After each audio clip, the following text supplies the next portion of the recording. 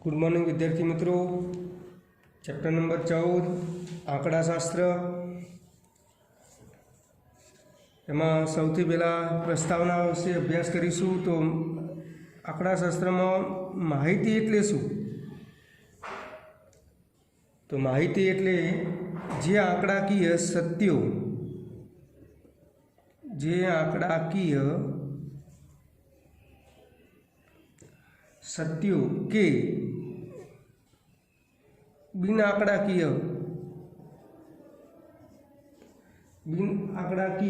सत्यों चौक्कस हेतुसर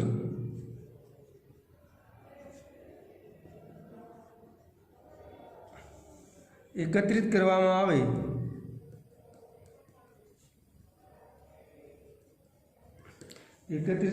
आवे छे ते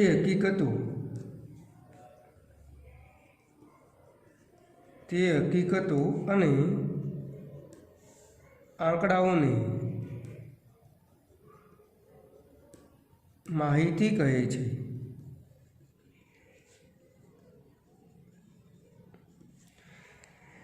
जे आंकड़ाकीय सत्यों के बिन आंकड़ाकीय सत्यों चौक्कस कोई हेतु माटे भेगा करवामां आवता होय एवी हकीकत अथवा आंकड़ाओने शुं कहेवाय छे? माहिती कहे छे।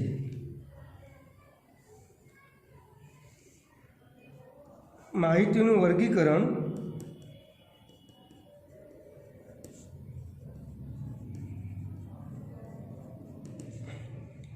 एमां पहली छे प्राथमिक माहिती।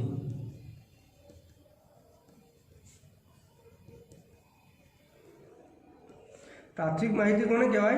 तो ज्यारे तपासकर्ताए कोई चौक्कस हेतु माटे ज्यारे तपासकर्ताए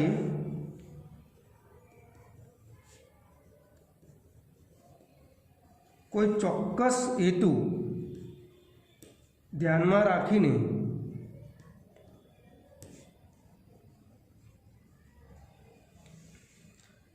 तेणे जाते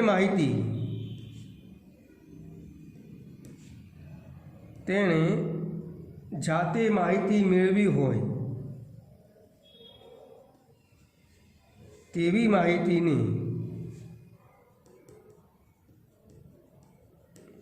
प्राथमिक माहिती कहे छे। तेवी माहितीने प्राथमिक माहिती कहे छे। फरीथी व्याख्या जोई लीए कि ज्यारे तपासकर्ताए कोई चौक्कस हेतु ध्यान में राखीने तेणे जाते माहिती मेळवी होय એટલે પોતે माहिती मेळवे ए बधी माहितीओ प्राथमिक माहिती में आवशे। बीजा नंबरनी छे गौण माहिती। तो जो तपास करता है એટલે કે तपास करनार व्यक्ति जो तपास करता है पहलाथी एकत्रित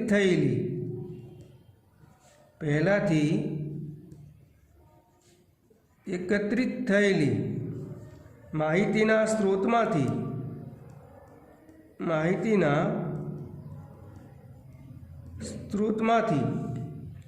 माहिती मेळवी होय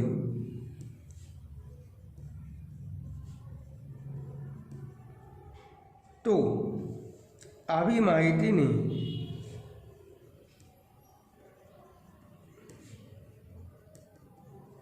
गौण माहिती कहे छे। એટલે કે જે તપાસ કરનાર વ્યક્તિ છે એ પહેલેથી એકત્રિત થયેલી માહિતીના સ્ત્રોતમાંથી એટલે કે એ માહિતીમાંથી જો માહિતી મેળવે તો આવી માહિતીને ગૌણ માહિતી કહેવાય છે।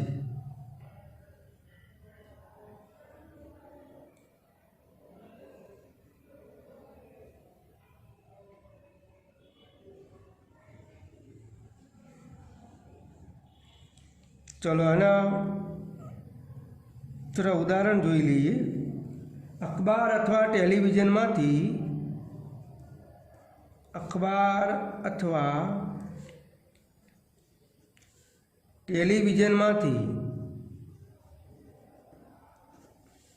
मेळवेल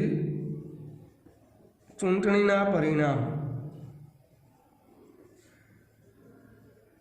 ચૂંટણીના પરિણામ।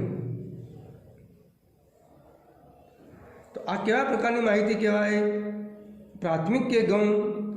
અખબાર અથવા ટેલિવિઝનમાંથી મેળવેલ ચૂંટણીના પરિણામ એટલે એ જે માહિતી છે એ તો અખબારમાં આપેલી જ છે, એમાંથી તમે લો છો, એટલે એ કેવી માહિતી થશે? ગૌણ માહિતી। કેવી માહિતી આવશે? આ રીએ ગૌણ માહિતી કહેવાશે, કારણ કે માહિતીના સ્ત્રોતમાંથી તમે એ માહિતી મેળવો છો એટલે। બીજું, આપણી શાળામાં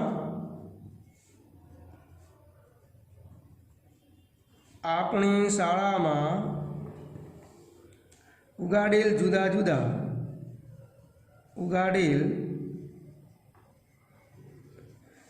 જુદા વૃક્ષોની સંખ્યા। તો આ તમારે જાતે માહિતી મેળવવી પડે, એટલે કેવા પ્રકારની માહિતી કહેવાશે? પ્રાથમિક માહિતી। આ છે, આ કેવા પ્રકારની માહિતી છે? પ્રાથમિક માહિતી છે। શાળામાં જુદા જુદા ધોરણમાં ભણતા વિદ્યાર્થીઓની સંખ્યા। શાળામાં જુદા જુદા ધોરણમાં ભણતા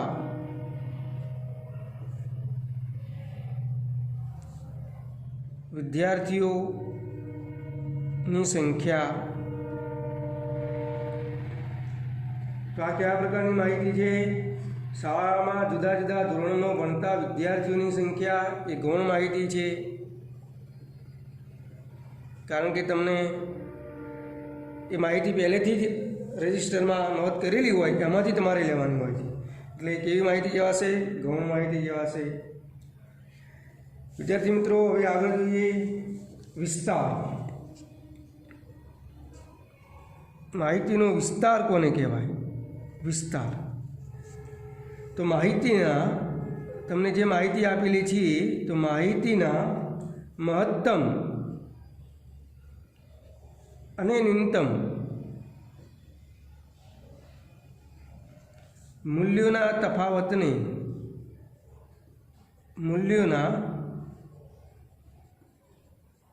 તફાવતને માહિતીનો વિસ્તાર કહે છે। માહિતીનો વિસ્તાર એટલે એનું અંગ્રેજી થશે રેન્જ। તો વિસ્તાર કોને કહેવાય? તો માહિતીના મહત્તમ અને ન્યૂનતમ, મોટામાં મોટી અને નાનામાં નાની। મહત્તમનો અર્થ થાય મોટામાં મોટી, ન્યૂનતમનો અર્થ થાય નાનામાં નાની। એ બધી કિંમતો છે, મોટામાં મોટી કિંમત અને નાનામાં નાની કિંમતના તફાવત લેવાનો, એ તફાવતને કહેવાય માહિતીનો વિસ્તાર। ચલો, એના પછી વર્ગ।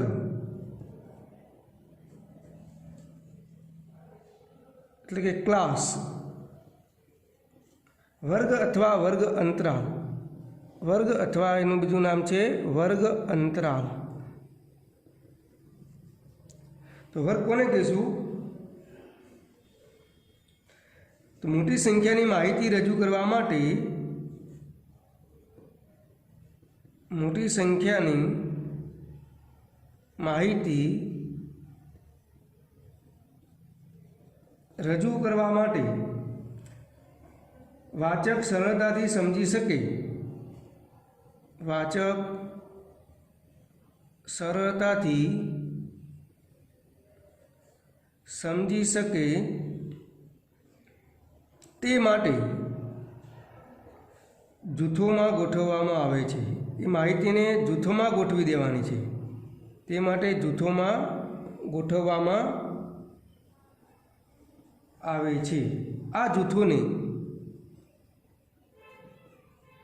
વર્ગો અથવા વર્ગ અંતરાલ કહે છે। આ જૂથોને વર્ગો અથવા વર્ગ અંતરાલ કહે છે। તો વર્ગ કોને કહેવાય? તો મોટી સંખ્યામાં કોઈ માહિતી આપેલી હોય અને તમારે સરળતાથી એને સમજી શકવી હોય તો એ માહિતીને જૂથમાં વિભાજિત કરી દેવાનું। એ જે જૂથમાં તમે વિભાજિત કરો છો એ જૂથોને વર્ગ અથવા તો વર્ગ અંતરાલ કહે છે।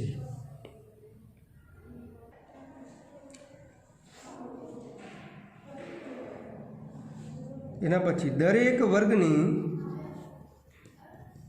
लंबाईनी एटले के ऊर्ध्व सीमा एटले के ऊर्ध्व सीमा अने अध सीमा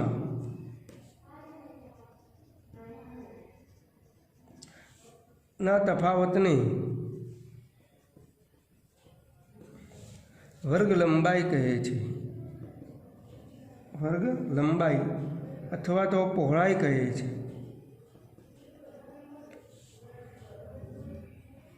तो विद्यार्थी मित्रों वर्ग लंबाई कोने कहेवाय? तो तमने जे वर्ग आपेलो होय दाखला तरीके 20 થી 25 तो 20 થી 25 में डाबी बाजू जे संख्या जे 20 एने अध सीमा कहेवाय, 25 छे एने ऊर्ध्व सीमा कहेवाय। तो ऊर्ध्व सीमा अने अध सीमानो तफावत लो એટલે કે બાદબાકી કરો જે જવાબ આવે એને વર્ગ લંબાઈ કહેવાય।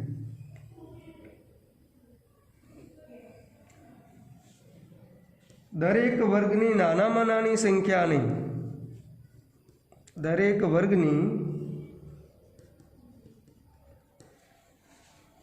નાનામાં નાની સંખ્યાને તે વર્ગની अध वर्ग सीमा कहे छे। ते वर्गने अध वर्ग सीमा अने मोटामां मोटी संख्या ने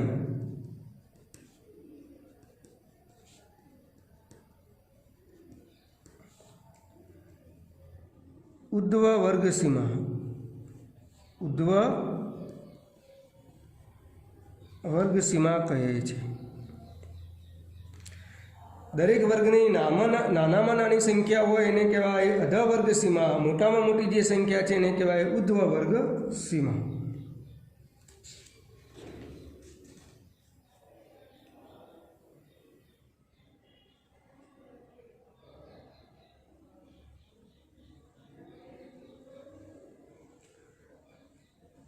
चलो विद्यार्थी मित्रों एक एक्जाम्पल गणीए। आमां केवी रीतना एक्जाम्पल आवे छे।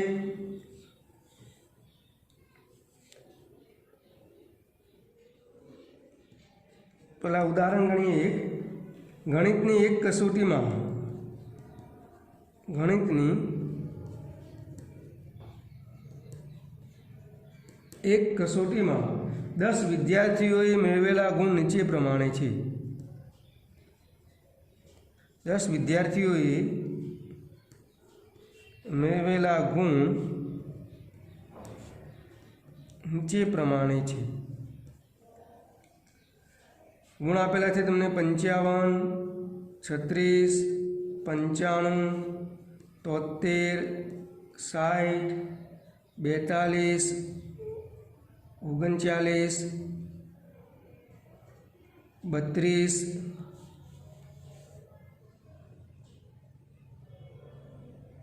25 અને 58।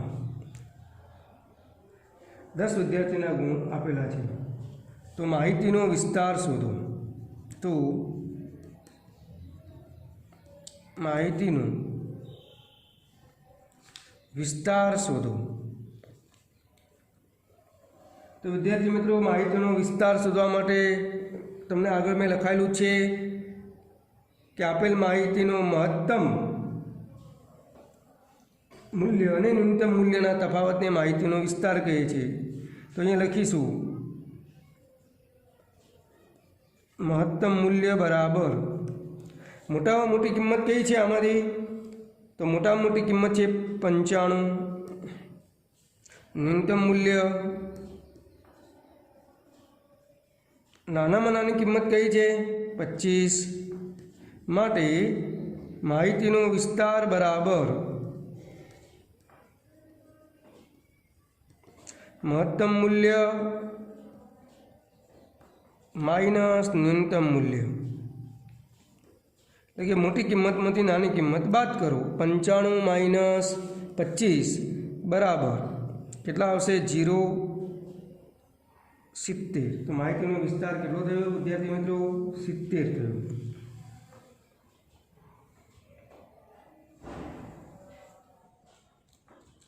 ચલો વિદ્યાર્થી મિત્રો એના પછી आवृत्ति वितरण कोष्टक, आवृत्ति वितरण कोष्टक बनावવાનું છે આપણે। तो आवृत्ति वितरण कोष्टक कोने कहेवाय पहला ये આપણે લખીએ।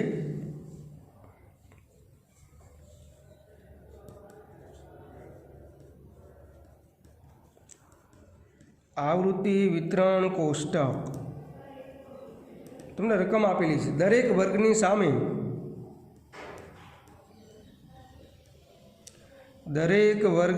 સામે તેની आवृत्ति એટલે એક ચિહ્ન છે। आवृत्ति રજૂ કરતા કોષ્ટકની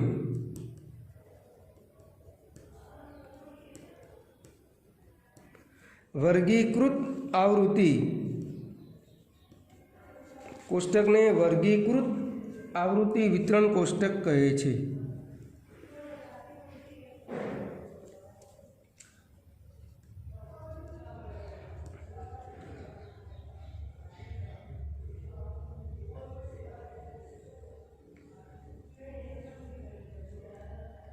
वर्गीकृत आवृत्ति वितरण कोष्टकना वर्गीकृत आवृत्ति वितरण कोष्टकना वर्गो बे प्रकारना होय छे।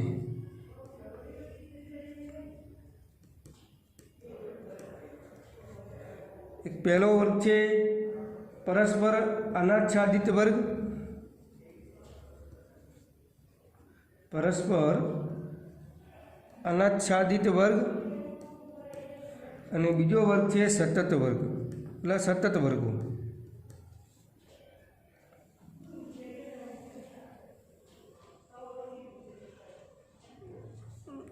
એનું ઉદાહરણ જોઈએ તો વર્ગ લખું છું 1 થી 10, 11 થી 20, 21 થી 30 વગેરે જે કેવા છે એ અનાચ્છાદિત વર્ગો છે। બીજું ઉદાહરણ લખું છું 0 થી 5, પછી 5 થી 10, 10 થી 15 વગેરે જે સતત વર્ગો છે।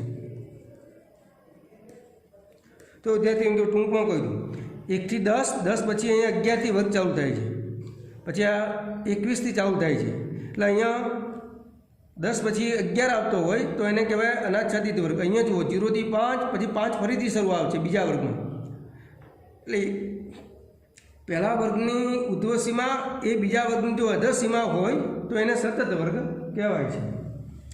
એક ઉદાહરણ જોઈ લઈએ, કોષ્ટક બનાવવાનો દાખલો છે। ઉદાહરણ, એક શાળાના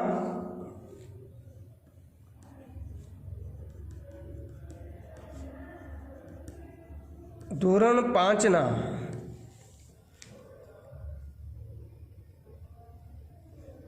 30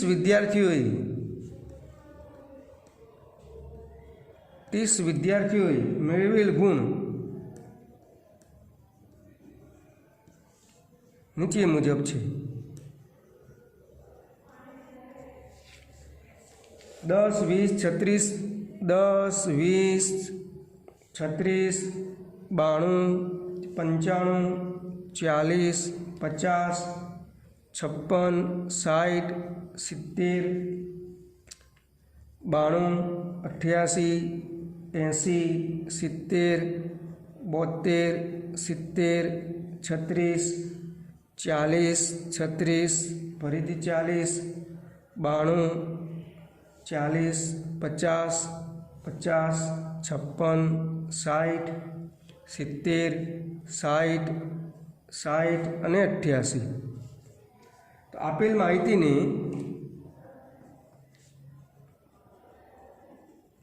માહિતીને આવૃત્તિ વિતરણ કોષ્ટકમાં રજૂ કરો। આપેલ માહિતીને આવૃત્તિ વિતરણ કોષ્ટકમાં રજૂ કરો।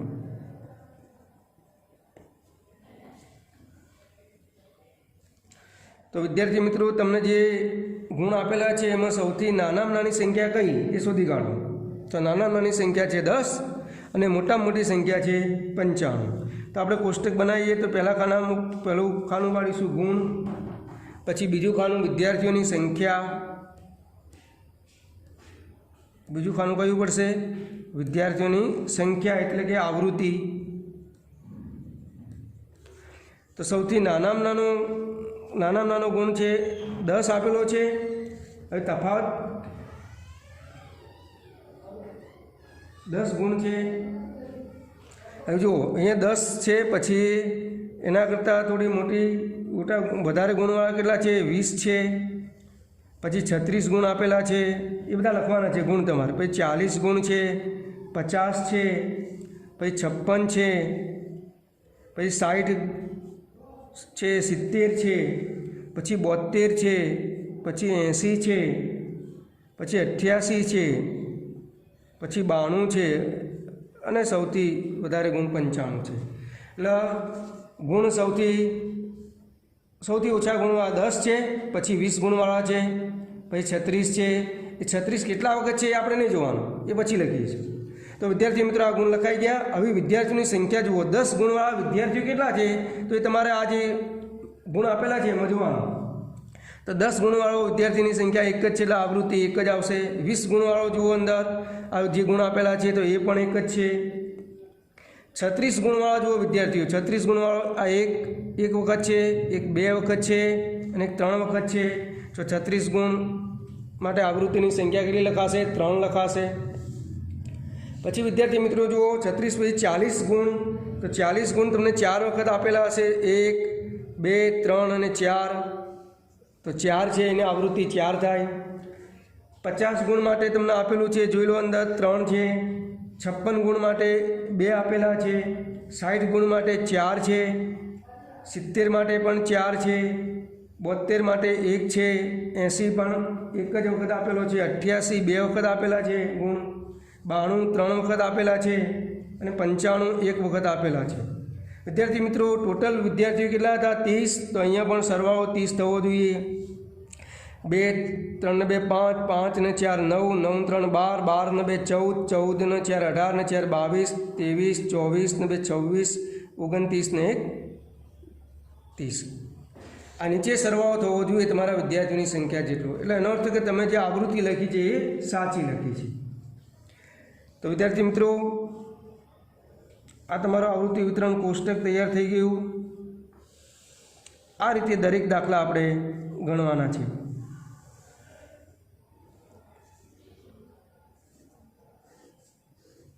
તો તમને જે માહિતી આપેલી છે એ માહિતી પ્રમાણે અહીંયા આપણે કોષ્ટક બનાવીશું। તો શું કરવાનું? નાનામાં નાની સંખ્યાથી શરૂઆત કરવાની, 10 પછી 20 આપેલા છે ગુણ, એમ સૌથી વધુ ગુણ 95 સુધી છે, અને આ આવૃત્તિનો બધાનો સરવાળો કરવાનો છે।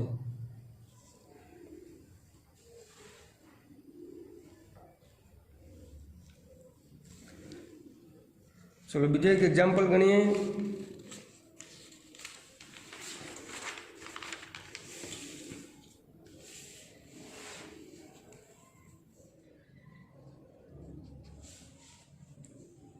એક શાળામાં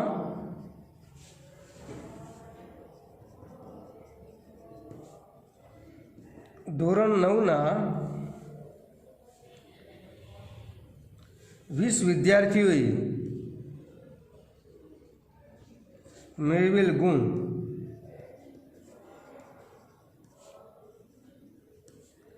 નીચે પ્રમાણે છે। એ ગુણ આપેલું હતું,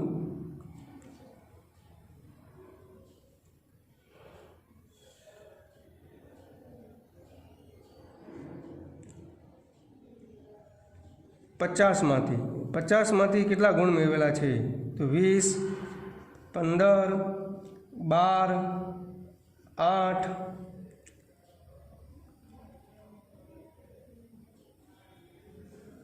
35, 25, 20, 15, 8, 38, ફરીથી 12, 25, 20, 12, 15,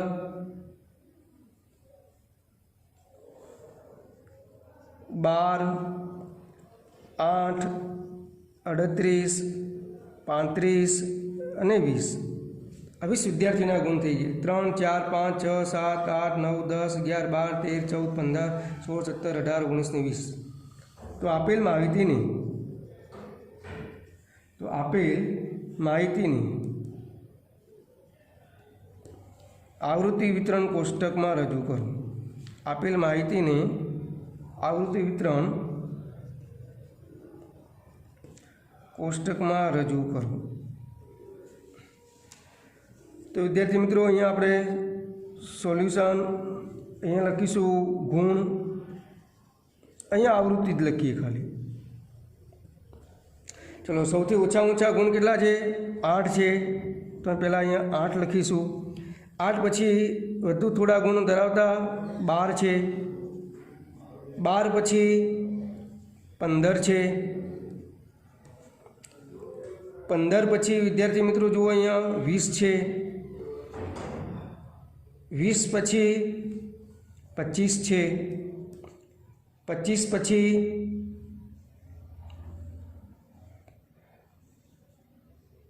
35 છે, 35 પછી વિદ્યાર્થી મિત્રો 38 છે। તો 8 ગુણ ધરાવતા વિદ્યાર્થીઓ કેટલા છે તે આવૃત્તિમાં લખીશું। તો 8 ગુણ ધરાવતા 1, 2 અને 3, પછી 12 ગુણ ધરાવતા વિદ્યાર્થીઓ 1, પછી 2, 3 અને 4 છે। પછી 15 ગુણ ધરાવતા વિદ્યાર્થીઓ કેટલા છે શોધીએ। 1, 2, 3, 3 છે। પછી 20 ગુણ ધરાવતા વિદ્યાર્થીઓ શોધીએ। 1, 2, 3, 4 છે। 25 ગુણ ધરાવતા વિદ્યાર્થીઓ કેટલા છે એ શોધીએ। તો 1, 2, 2 જ આપેલા છે। 35 ગુણ ધરાવતા વિદ્યાર્થીઓ ગણીએ તો 1, 1 ને 1 2 છે। અને 38 ગુણ ધરાવતા વિદ્યાર્થીઓ ગણીએ આપણે વિદ્યાર્થી મિત્રો તો કેટલા છે? 2 છે। આનો સરવાળો કરીએ 20 થવો જોઈએ। 4 ને 3 7, 7 ને 3 10, 14, 14 ને 16, 18 ને 2 20 થઈ ગયા। તો આ આવૃત્તિ વિતરણ કોષ્ટક તૈયાર થઈ ગયું।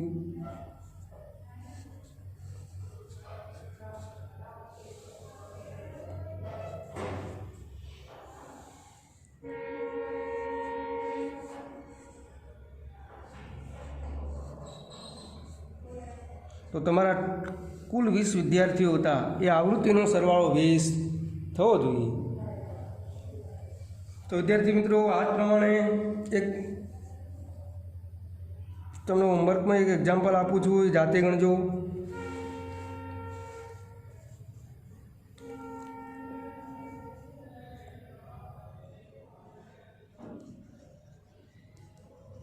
ગુજરાતીની એક કસોટીમાં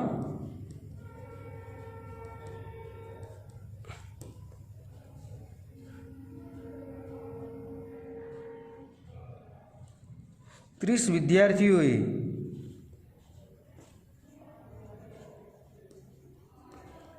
મેળવેલ ગુણ નીચે પ્રમાણે છે। 10, 20, 15, 30, 25, 40, 35, 50 ગુણમાંથી। પછી 5, પછી 15, 10, 40, 20, 35, પછી 5, 15, 30, 40, 25, 15, 5, 20, 35, 45, પછી 5, 10, ફરીથી 10, 20, 20 અને 15। વિદ્યાર્થી મિત્રો ટોટલ અહીંયા જો 3 4 5 6 7 8 એટલે 8 તરી 24 25 26 27 28 29 30. તો આપેલ માહિતીને આવૃત્તિ વિતરણ કોષ્ટક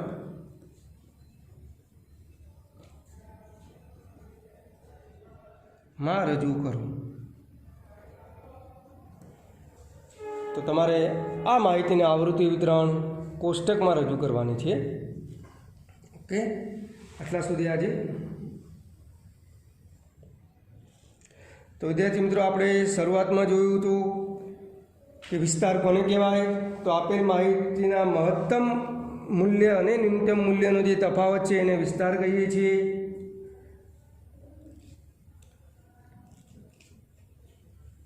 પછી વર્ગો બે પ્રકારના છે, પરસ્પર અનાચ્છાદિત વર્ગો અને સતત વર્ગો. પછી વર્ગ કોને કહેવાય. તો મોટી સંખ્યાની માહિતી રજૂ કરવા માટે સરળતાથી જો સમજવું હોય તો એને જૂથમાં વહેંચણી કરવામાં આવે છે, તો એ જૂથને વર્ગ તરીકે લઈએ છીએ.